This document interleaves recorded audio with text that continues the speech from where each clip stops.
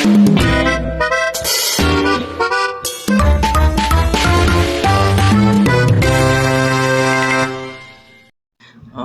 day.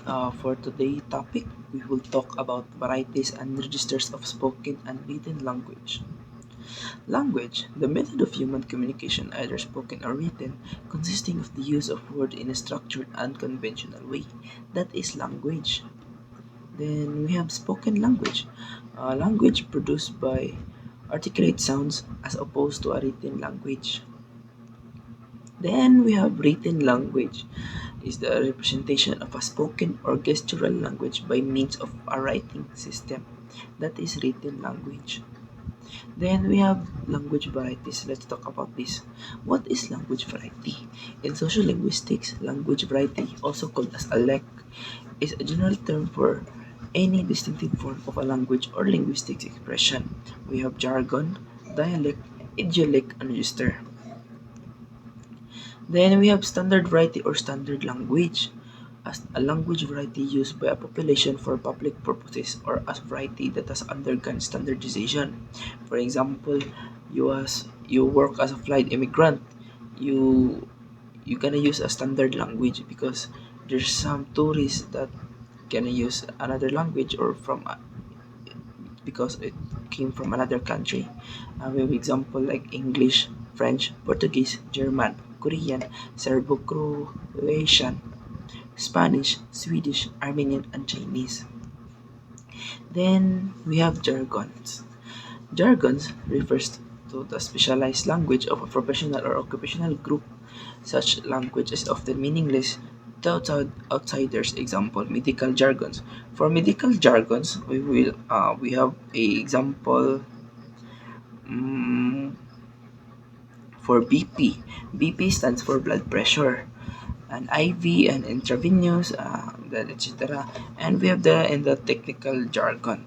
We have bug or error in a program, bandwidth, data transfer capacity, and so on. Then we have programming jargon also. We use code. Code is a written instructions for a computer. Syntax, rules of programming language, and so on. And we have legal jargons.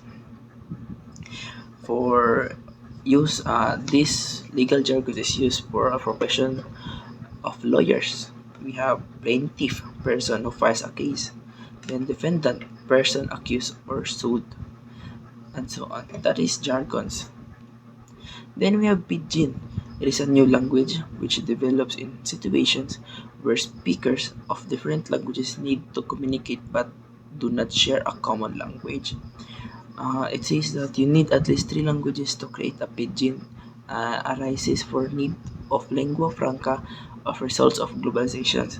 Then we have also another example of pidgin. Uh, where is that? Um, Nigerian pidgin English. How you day? Or how are you? A Chinese pidgin English historical. Then we have a simple example for pidgin. For English, I am going to the market.